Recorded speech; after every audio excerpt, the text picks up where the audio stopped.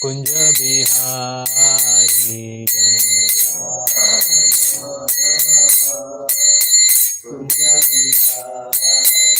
Jaya Gopi Jana Vallabha Girivardhari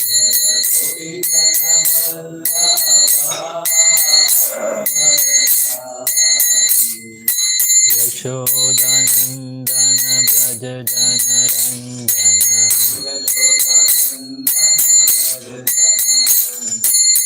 Yashodanandana Braja Jana Ranjana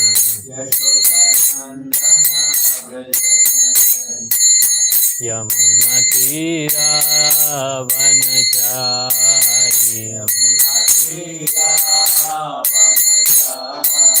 Yamuna Tira Vanachari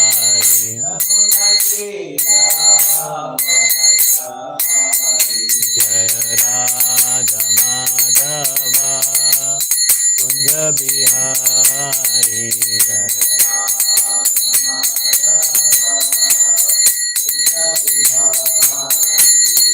Krishna Hare Krishna Krishna Krishna Hare Hare Hare Rama Hare Rama Rama Rama Hare Hare Hare Krishna Krishna Krishna Hare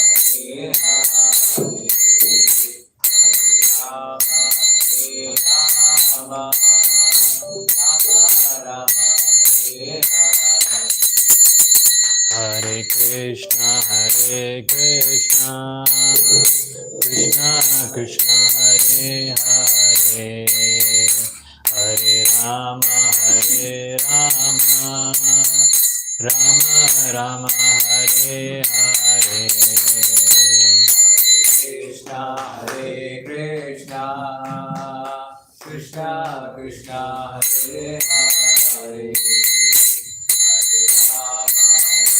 Krishna Hare Hare Hare Rama Rama Rama Hare Hare Krishna Krishna Krishna Hare Hare Krishna Krishna Krishna Hare Hare Hare Rama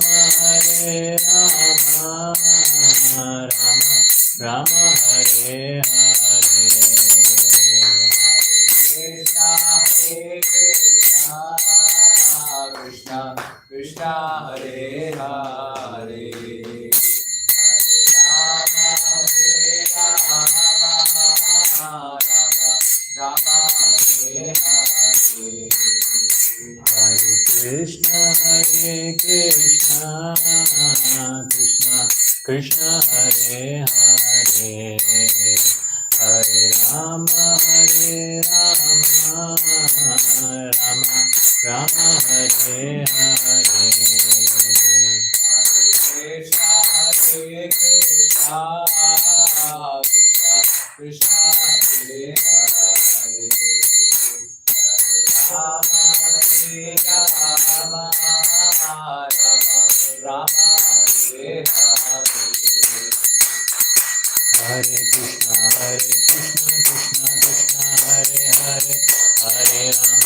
Ram Ram Hare Hare Hare Krishna Krishna Krishna Hare Hare Hare Ram Ram Hare Hare Hare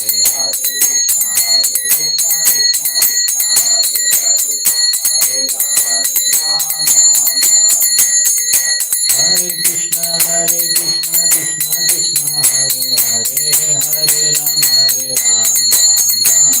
Hare Hare Krishna Krishna Krishna Hare Hare Hare Rama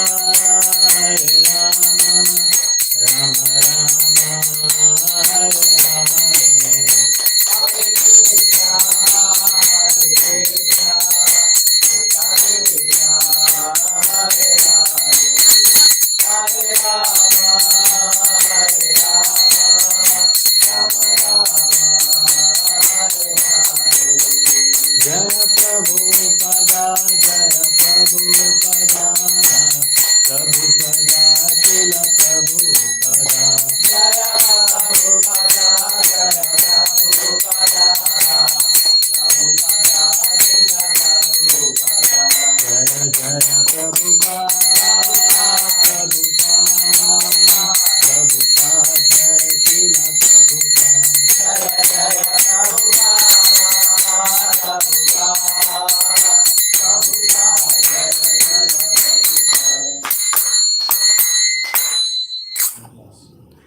Harinam Sankirtan ki jai. So we'll be discussing verse from the Srimad Bhagavatam, 5th canto, 11th chapter, verse number 4. Om Namo Bhagavate Vasudevaya. Namo Bhagavate Vasudevaya. Om Namo Bhagavate Vasudevaya. Om Namo Bhagavate Vasudevaya. Om Namo Bhagavate Vasudevaya. Om Namo Bhagavate Vasudevaya. Narayanam Namaskritya Narayanam Namaskritya. Naram Chaiva Narottamam Naram Chaiva Narottamam. Devim Saraswatim Vyasam Devim Saraswatim Vyasam. Tato Jaya Mudiraye Tato Jayamudire. Nashtaprayeshu Abhadreshu Nashtaprayeshu Bhadreshu. Nityam Bhagavata Sevaya Nityam Bhagavata Sevaya. Bhagavate Uttama Shloke Bhagavati Uttama Shloke. Bhaktir Bhavati Nashtiki. Bhakti Bhavati Naishtiki.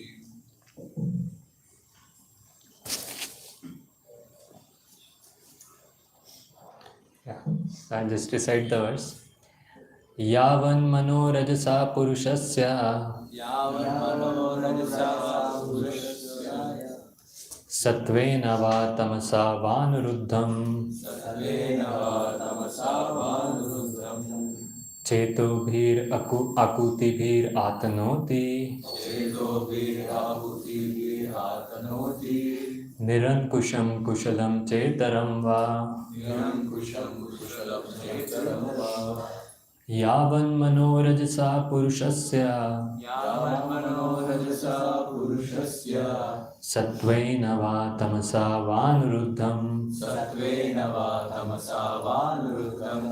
Chetobhir akutibhir atnoti Cheto virhahuti virhatanoti. Nirankusham kushalam chetaram va Nirankusham kushalam chetaram va. Yavan manorajasa purushasya Yavan manorajasa purushasya. Satvena va tamasa vanuruddham Satvena va tamasa vanuruddham. Chetobhir akutibhir atnoti Cheto virhahuti virhatanoti. Nirankusham kushalam chetaram va Nirankusham kushalam chetaram va. Yavan manorajasa purushasya Yavan manorajasa purushasya Satvena va tamasa vanuruddham Satvena va tamasa vanuruddham Cheto virakuti viratanoti Chetobhir akutibhir atnoti Nirankusham kushalam chetaram va Nirankusham kushalam chetaram va Yavan manorajasa purushasya. Yavan manorajasa purushasya Satvena va tamasa vanuruddham. Satvena va tamasa vanuruddham Cheto virahutubir atanoti. Chetobhir akutibhir atnoti Nirankusham kushalam chetaram va. Nirankusham kushalam chetaram va. So we'll read the word-to-word meanings. Yavat, Yavat, as long as. Mana, the mind. Rajasa, by the mode of passion. by the mode of passion. Purushasya, Purushasya, of the living entity. of the living entity. Satvena, Satvena, by the mode of goodness. by the mode of goodness. Va, Va, or or tamasa, tamasa, by the mode of darkness. by the mode of darkness. Va, Va, or or anuruddham, anuruddham, controlled. controlled. Chetobhi, Chetobi, by the knowledge acquiring senses. by the knowledge acquiring senses. Akutibhi, Ahuti, by the senses of action. by the senses of action. Atanoti, Atanoti, expands. expands.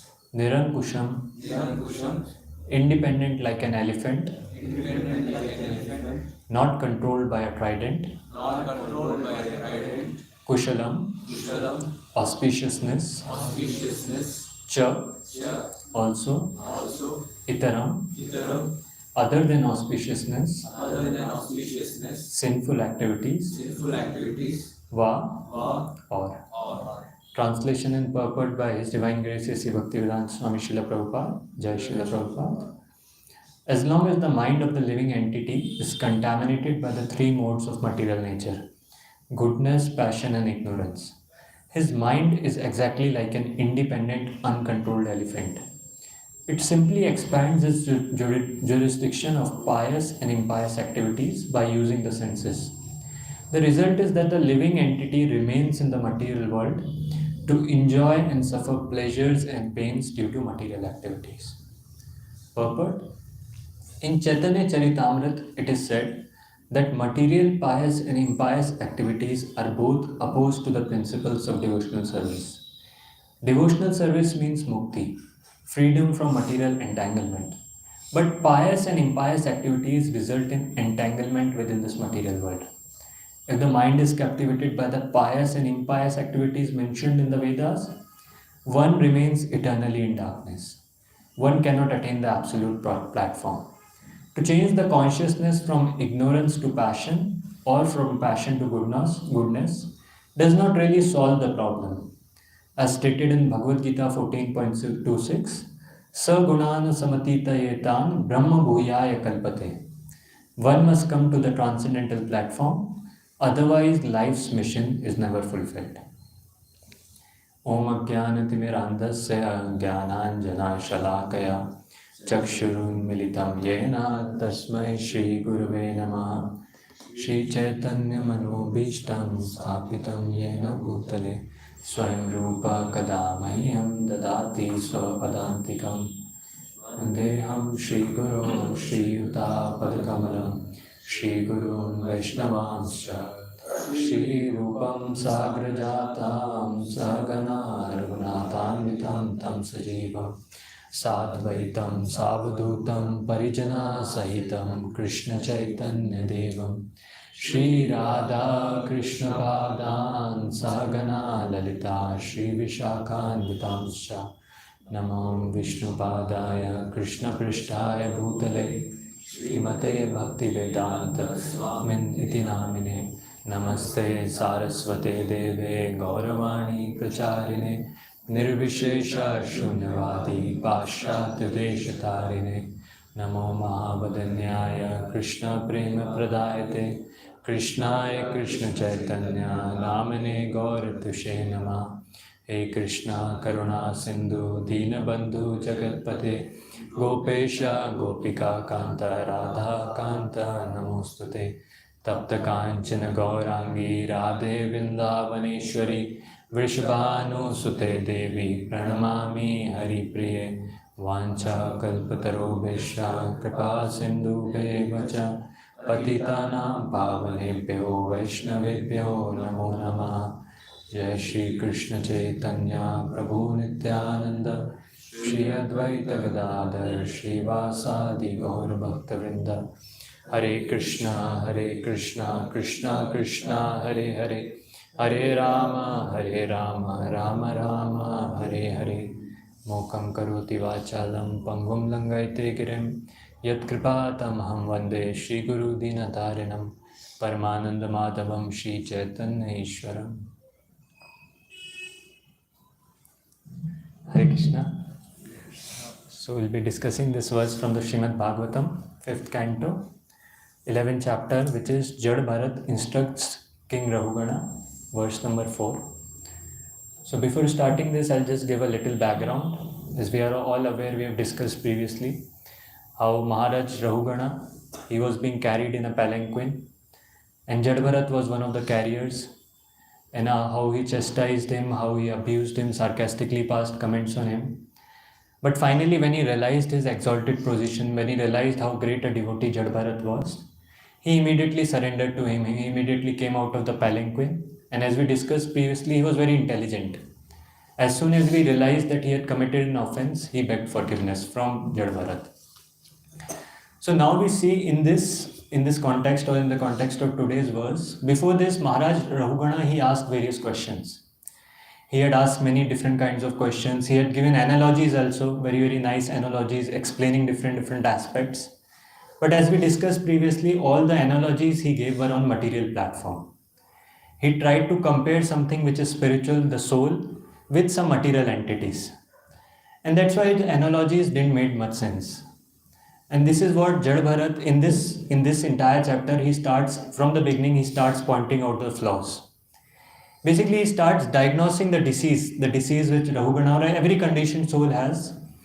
That is the disease, or the disease of comparison or giving sound philosophies based on material things.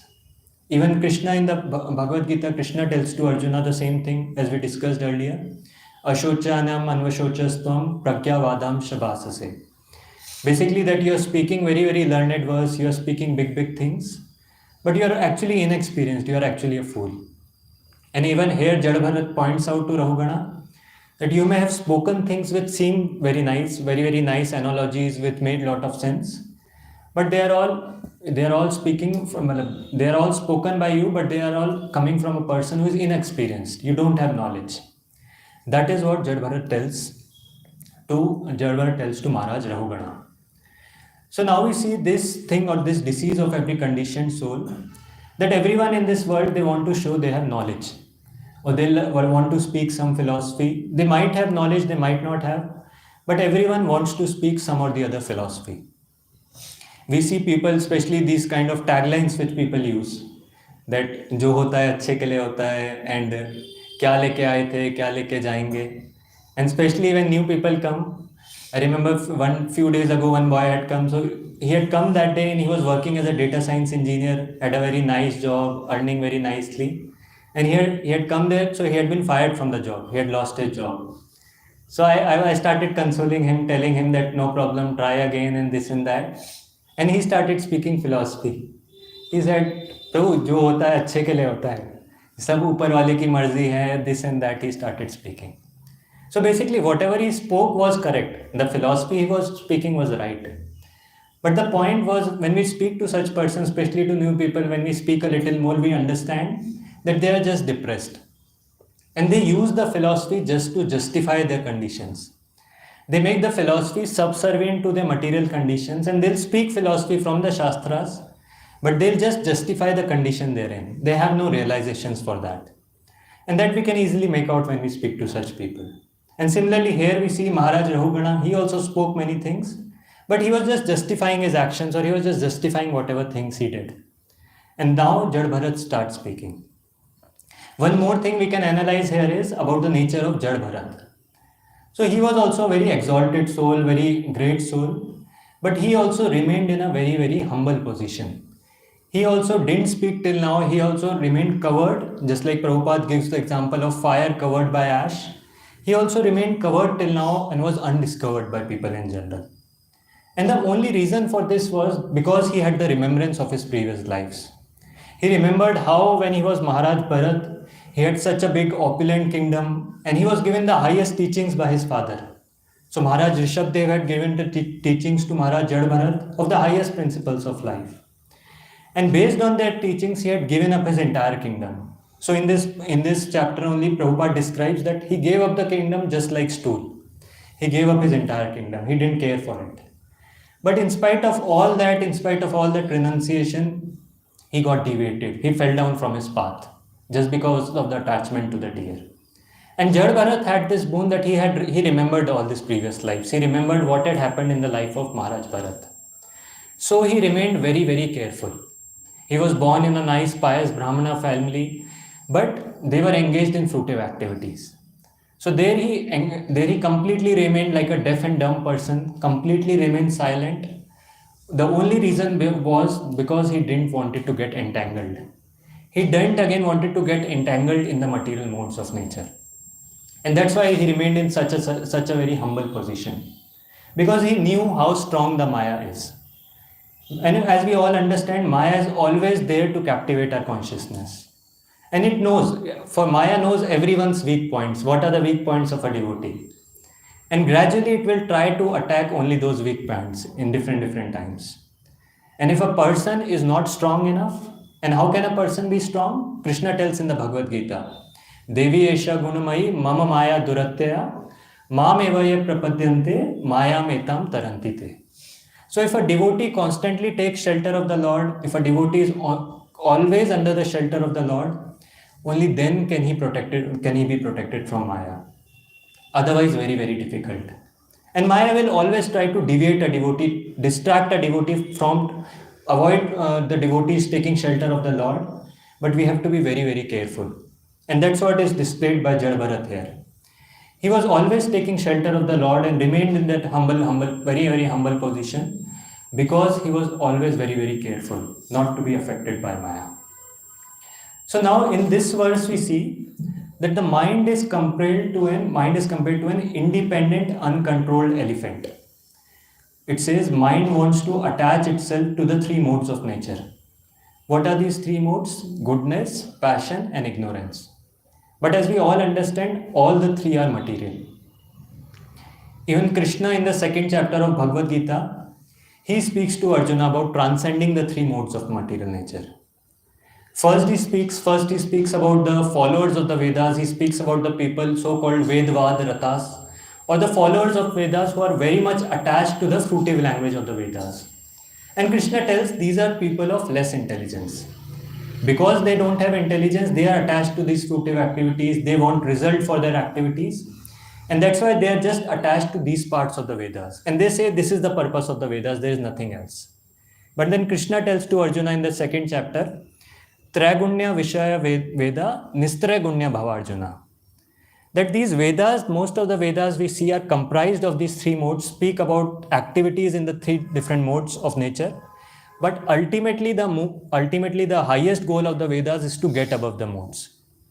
Even though we see the modes, the Vedas may speak about the three modes, and the most of the Vedas may be covering about these aspects, but still that is not the highest goal. That may be good for people who are inclined in sense gratification to bring them to a dharmic life, but that is not the highest goal of the Vedas.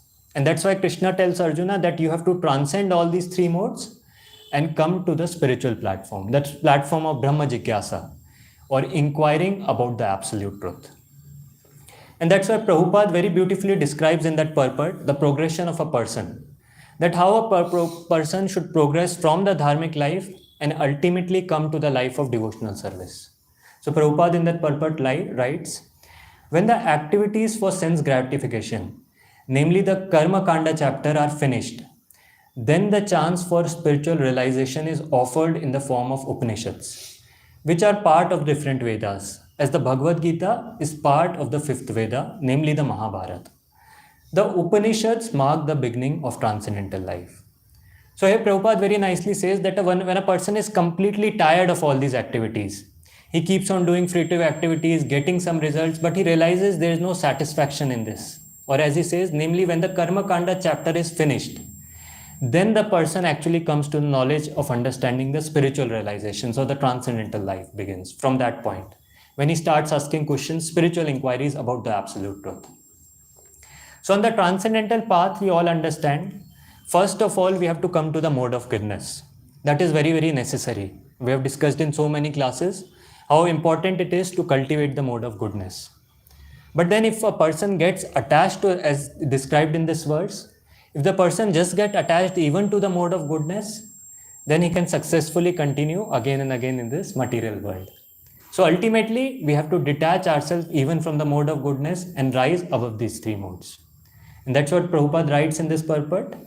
For a transcendentalist, pious and impious activities are both material.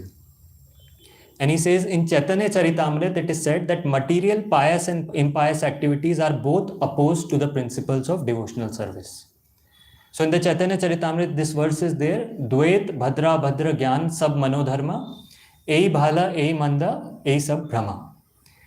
Basically, it means that the material world of dualities, the Dvait Gyan, thinking that this is good, this is bad, or this is Bhadra, this is not good, this is a bad pious activity, or this activity will give me happiness, this activity will give me distress. This is all mental speculation. Actually, anything in this material world or any material activity, be it a pious activity, be it an impious activity, it's all bad. There is nothing good in this material world. Because why there is nothing good? There are two reasons. One, the person gets entangled in the material world, and that's why it's opposed to the principles of pure devotional service. Or if a person gets so much bound in the material modes of nature, he cannot perform pure devotional service. And there are many examples that are given, like the example of a sleeping man. Now, a person in the sleep, he may get very, very nice dreams, sometimes feel very, very happy, build many palaces in his dreams, or sometimes he'll distribute many books in his dreams. So do many activities, but they are all illusion. There's no reality to it. And similarly, we see a person may have faced very distressful circumstances also in his dreams, but they actually have no existence. And similar is the pious and impious activities in this material world. And Prabhupada gives many examples. One of the examples he gives of the prison house. Like a person who is in the prison. Now, he might be in iron chains, he might be in silver chains, or he might be in golden chains. That hardly matters, because ultimately it's a life of misery, or it's a place of misery. Once I remembered this a real incident that happened, that a very big celebrity. He was put in the prison house just for one day because he hunted some animals, some endangered species he hunted, and he was put in the prison house. And it was a big news. He was given, all the media houses were covering that news. He was given many kinds of facilities. He was given a newspaper in the prison house. He was given a fan, and different things were done. But finally, when that celebrity came out of the prison house and he was asked that, how was your experience inside? And he said, it was hellish. The worst experience I had in my life. The point being that any place in this material world, be it the first class prison house or the third class prison house, it's all hellish. There's nothing good in this world. Prabhupada also gives another story. He gives the story of Alexander the Great, a very, very big ruler. He tells that how once this ruler had captured a thief and he wanted to punish this thief. So now the thief said to the ruler that you might be wanting to punish me because I have committed this crime. But actually, if you say, there is not much difference between me and you. I may do this thievery on a small level, on a low level, but you are doing the same thing on a big level. You are also conquering many kingdoms. You, because of your opulence, because of the power you have, you are killing so many people. You are also committing crime. So you may do it on a big level because you have resources and you can get away with it. And I may do it on a small level, but there's not much difference. And even he agreed. Alexander the Great, he agreed to this, and he said, what you're saying is actually correct. That even I am a thief, I am not different from you. And that's why he released him. And even in this material world, we'll see people like that, people who have power, people who have position. They may do many things, many abominable activities, and they may get away with it. They may have power and position, so they may get away from these, they may cheat the laws, they may get away from these things. But actually, as Lord says, Krishna says in the Bhagavad Gita, the Lord is there in each and everyone's heart. Sarvasya chaham hridi sannivrishto. That Lord is there in everyone's heart, and he is overseeing all the activities. And that's why the person may get away from the man-made laws, person may get away from the material laws created by us, but no one can escape from the laws of God. This is a very, very important thing to understand. And that's why similarly in the material world, whatever activities we do, be it the pious activities, be it the impious activities, we may ultimately will get a bound in this material world. Ultimately, we'll have to face the consequences, be it the consequences of the impious activities or enjoy the results of the pious activities. We'll again be in shackles. We won't be able to get out of this world. And one more very, very nice example which Prabhupada gives is a very graphical and gross example of stool. So he says, just like the stool. Now there is a class of animals, the hogs. They love the stool a lot.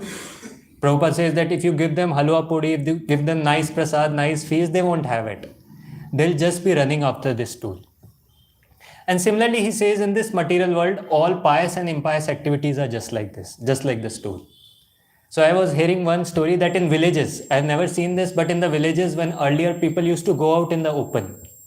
So lots of hogs would assemble there, waiting for people to come, waiting for different kind of people to come, just so that they can have their feast. And especially when groups of people used to come, they'll become very, very eager, very, very excited that now they'll have the nice Sunday feast. So now when people come there, start there, and as soon as they pass there, these hogs are so eager that they jump at the stool. Sometimes they jump to such an extent that they even kick the person and they start eating that stool. And basically they also have a sense of discrimination. So they like the wet stool, which is juicy, succulent. They like it a lot. But at the same time, when they see They also have a discrimination when they see dry stool.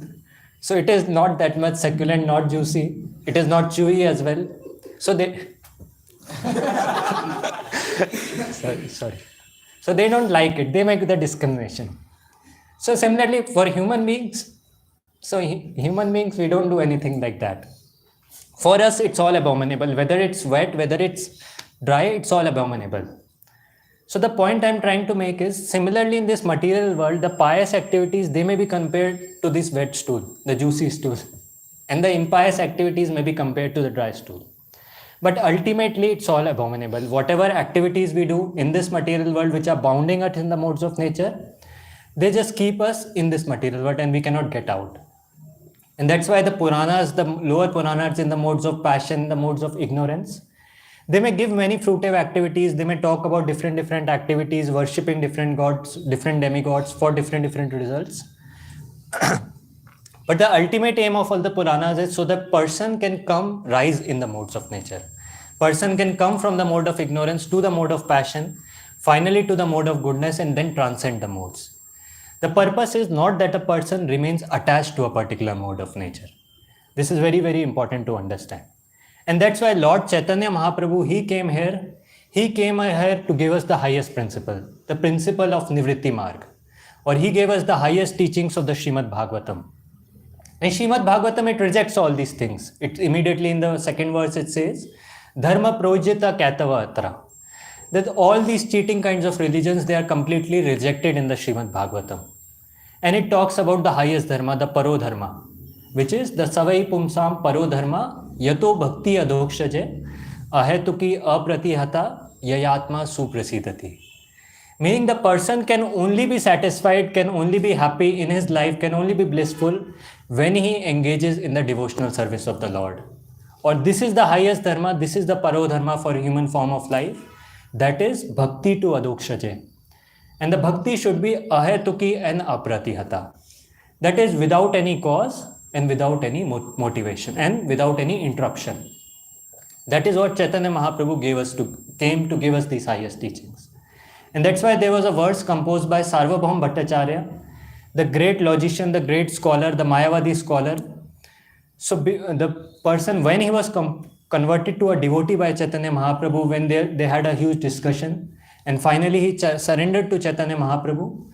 So he composed this very amazing verse in the glorification of Chaitanya Mahaprabhu. He says, Vairagya Vidya Nija Bhakti Yoga Shikshartham Eka Purusha Purana Shri Krishna Chaitanya Sharira Dhari Kripam Budhir Yas Tvam Aham Prapadya. So basically he says in this verse that Chaitanya Mahaprabhu came to this material world to give us three principles or three highest facts of life. And they are the three principles of Vairagya, that is renunciation from sense gratification. Second is Vidya. What is this Vidya or knowledge? Understanding the difference between activities done in the modes of nature and the activities in spirit of devotion to the Supreme Lord or transcendental activities. And the third is Bhakti Yoga, or engaging in devotional service to the Supreme Lord. How to engage our body, mind, words, and even our life in Krishna consciousness by all these different limbs of devotional service, that is hearing, chanting, reading, and all these things. This is what Chaitanya Mahaprabhu came to give us. But then as it's described in this verse, because it's our elephant-like mind, it's so contaminated with the modes that it always has a tendency to associate with these modes. It always wants to bound itself either in the mode of ignorance, passion, or goodness. It doesn't want to get out of it. And that we see the result even in devotee association. Sometimes we start acting for fruitive results. Or sometimes we start finding faults in devotees or doing different activities which are not actually in the spirit of pure devotional service, but in the spirit of, or in the modes of material nature. And that's why we say even in devotional service, it's described that is also in three modes. Kapil Dev in the teachings to Devoti, he describes about this, that how even the devotional service performed by a practitioner can be in three modes. Now, very, very important to understand that this doesn't mean that bhakti itself is in three modes. Bhakti is always transcendental to the three modes of nature. But based on the person who is performing the devotional service, bhakti may be classified in these three modes. Bhakti may be dependent or bhakti may be performed by that practitioner in one of these three modes based on his contamination or the conditioning he has. And that's why these three verses, Kapil Dev described the teachings of how devotional service can be in the mode of ignorance, passion, and in the mode of goodness. So we'll discuss about this, in this verse of how devotional service can be in the mode of ignorance. So in that verse, Prabhupada writes, the persons who are envious, proud, violent, and angry, and who is a separatist, is considered to be in the mode of darkness. Or that devotional service performed by that person is considered to be in the mode of darkness.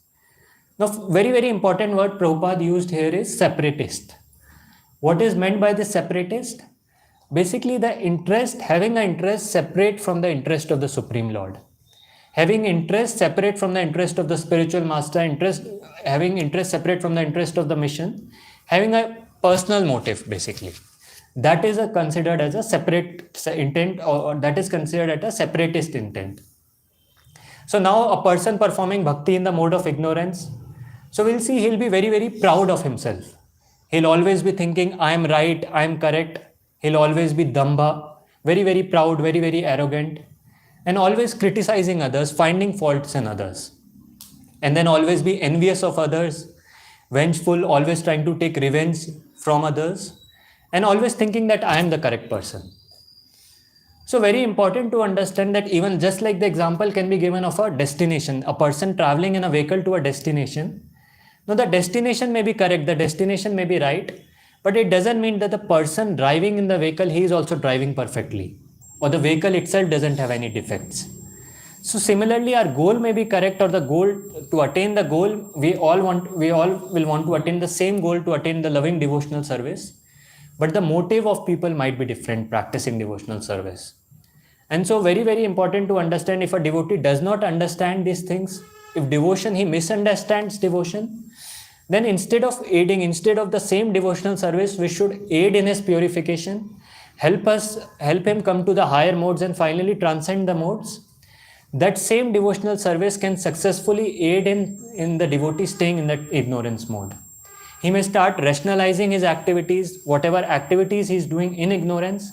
He may start feeling that this is transcendental devotion, and he may never get above the modes. And that's why Vishwanath Chakravarti Thakur, he says that a Vaishnava who is not of a good character, he should be avoided.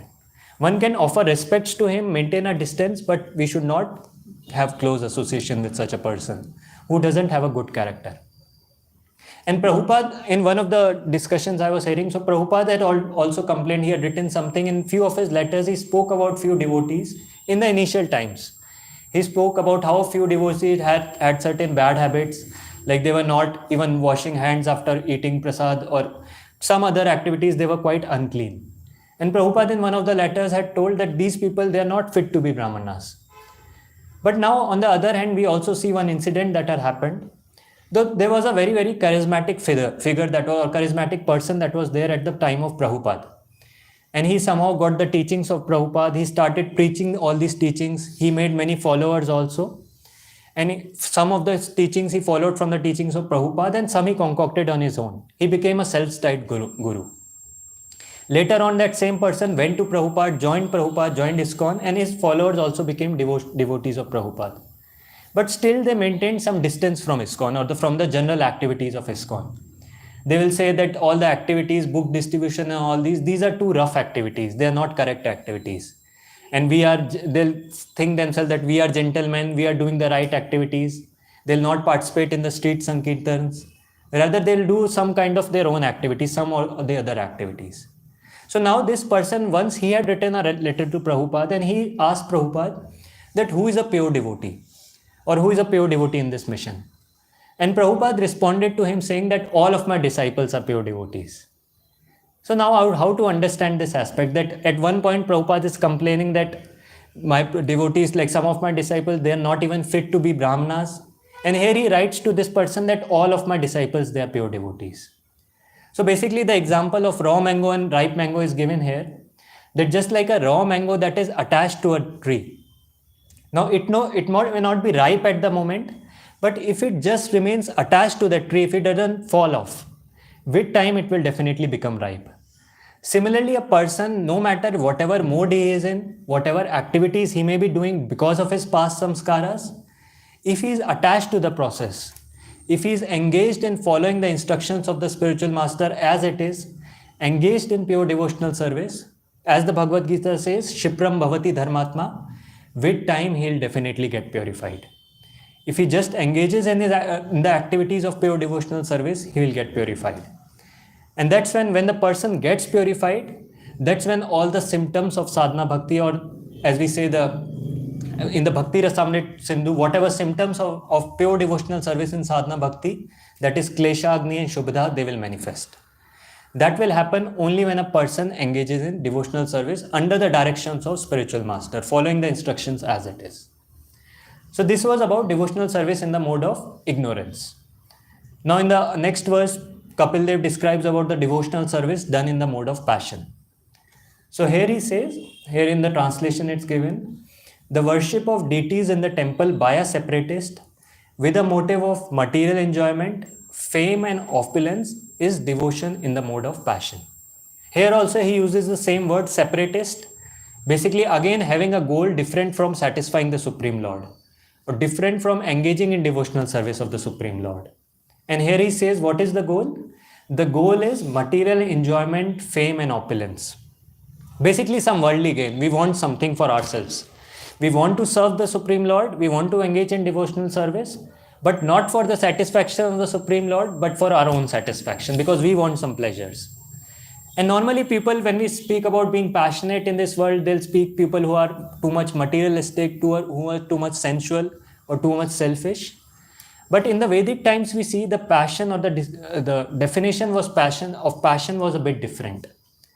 Like when we speak about this difference between the Devtas and the demons. Now both of them want sense gratification, both of them want enjoyment. But one of them, the Devtas, they'll always take shelter of the Lord. They will want sense gratification, enjoyment for themselves, but for them they approach the Lord, they follow the Vedic scriptures, and through that they get sense enjoyment. And the demons, when they want sense gratification, they'll defy the Lord. They'll always go against the authorities of the Lord. So even passion, we say the passion can be there can be two types of passion. Passion very close to the mode of ignorance, and there can be another passion very close to the mode of goodness. Basically, when a person does some activity, follows the Vedic scriptures, does all the activities of devotional service, but for the personal purpose, for a purpose of gaining worldly name, worldly fame, that is what the result, that is what the desire in his heart is. And in the Bhagavad Gita also, Krishna talks about the determination in the mode of passion. That how a person who is so much desirous of these worldly pleasures, want fruitive results, basically want the four or the three arthas, the dharma, artha and kama.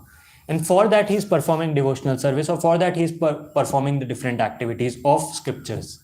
That is determination in the mode of passion.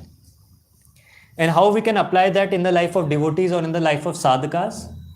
So when we may be in the mode of passion, or we can categorize ourselves in the mode of passion, when we start equating the material results of our service, whatever activities we are doing, when we start equating those material results with the essence of devotion, when we start judging everyone like that, based on whatever results the person is getting, just like simple activities, if someone is going out and distributing books, and someone distributes more books, someone distributes less books, and we start judging devotees based on that aspect.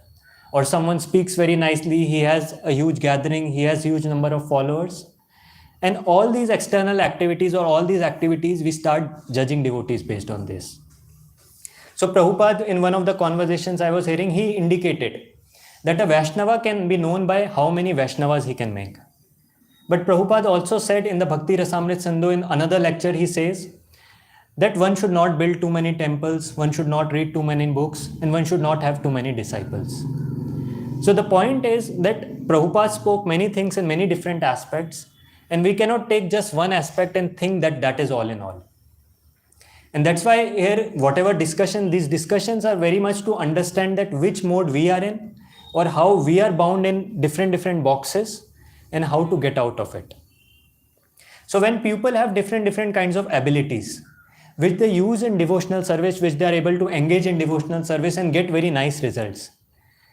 first of all, we are not here to judge others. We respect everyone who is using his ability in devotional service.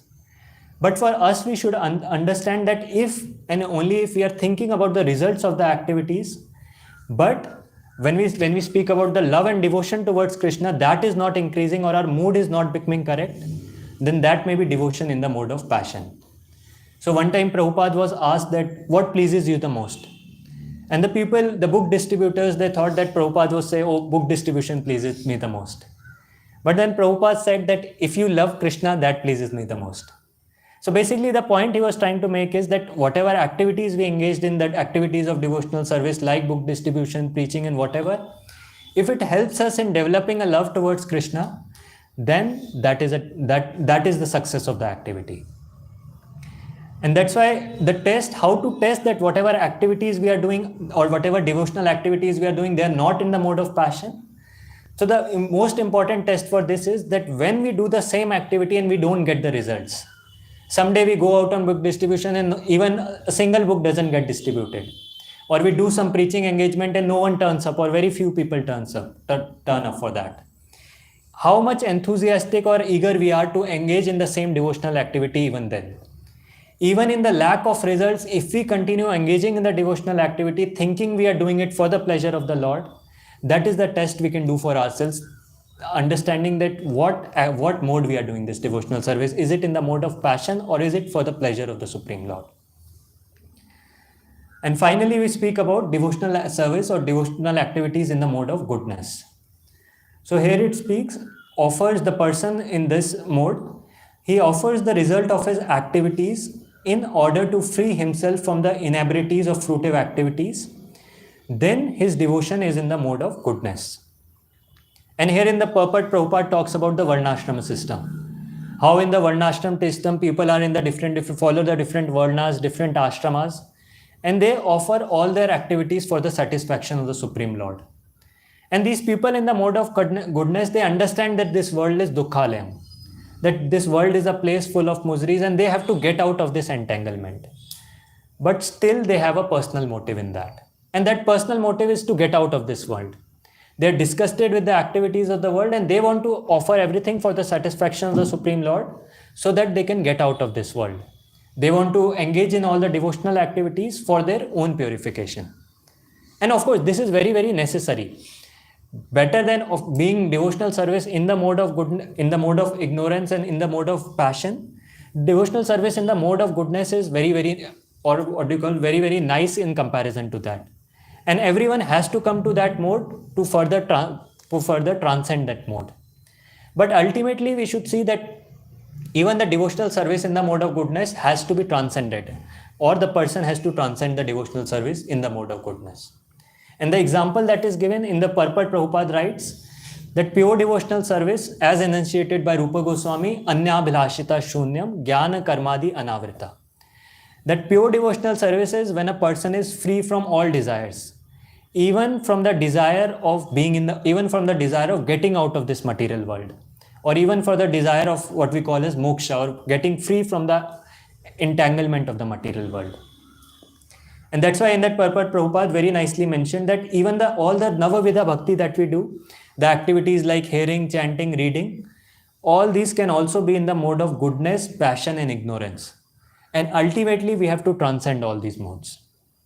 And the example we see of pure devotees or example we see of pure devotional is the gopis of Vrindavan. So we know all that pastime, all of us know that pastime, that when Krishna was having a headache, and then Krishna was holding his head and Narad Muni approached him.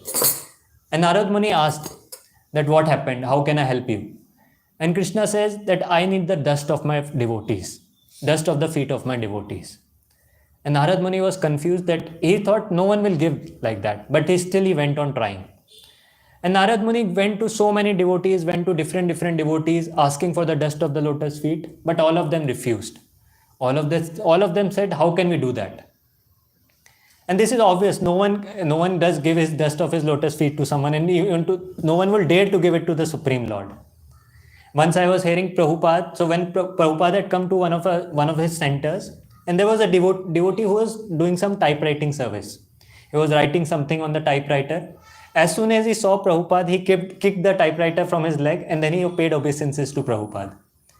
And Prabhupada told him that this typewriter is also a sacred thing, you should not have kicked it like that.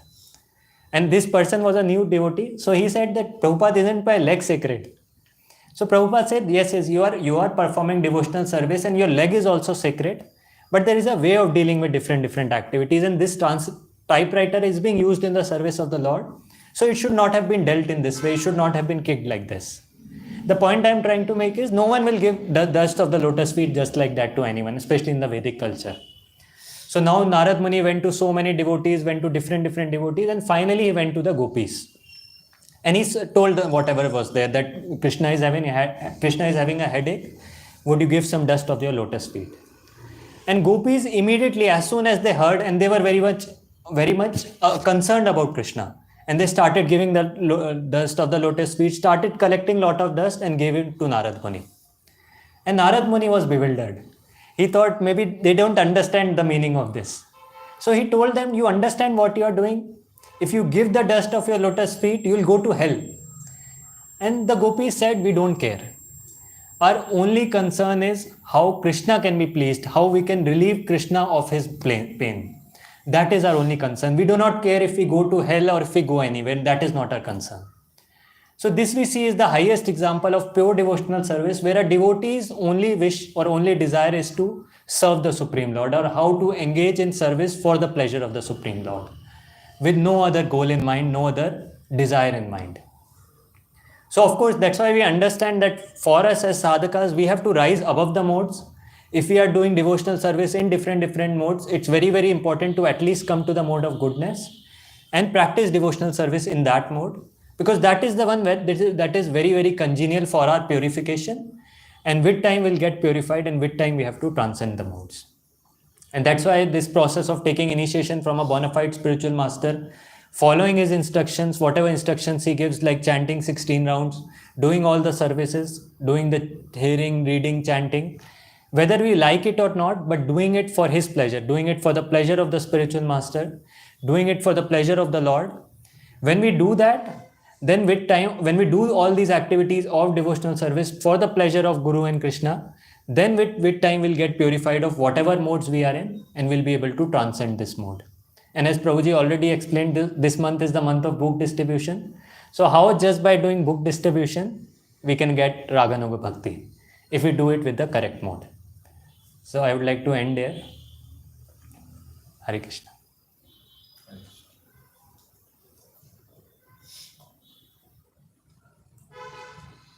Yeah, anyone wants to ask anything? Hare Krishna. It was a very nice class with so many details of devotional service. The mode of passion devotional service that you mentioned in devotion in the mode of passion. So we spoke about when we look at devotees seeing their material progress. But the verse talks about one's own devotion, right? It talks about if someone is separatist, has a desire separate from the Lord, but he has got material enjoyment, motives of material enjoyment and fame and opulence. So how does our vision on others come in the passion? I was trying to understand. Our vision on others. That's what we said, right? That when we look at others and they are, we see, okay, he has got so many followers, so he's a great devotee. How does that come in the service of mode of passion? So basically the point I was trying to make in that is that just by seeing these things, we cannot judge someone. That if we judge based on these things, that just like if we see the example in his Prabhupada's own life. When Prabhupada went to the West and he started this movement, before that when he was in India. So he struggled a lot in India, he started trying to preach Krishna consciousness, trying to spread the mission. And he struggled for a good number of years in India. But now if someone starts judging, so maybe Prabhupada was not a pure devotee that time, or he was not engaging in pure devotional service, so he was not able to get those results. And maybe when he went to the West, he became a pure devotee. So the point, if we start judging just on this aspect and not understanding that Krishna may have some other plan in mind, and there may be many other factors, then that can come in this. This is my understanding, that if we judge someone just on these results, leaving aside other aspects of devotional service, then that can be in that mode of passion. And also, as I already mentioned, this is for ourselves, that we judge ourselves, understand that how much we are, where we are stuck in, how we can get out. And others, we are always have to respect anyone who is engaging his abilities, doing some nice activity. We have to, we have to respect and offer respects to him. We have to appreciate those things.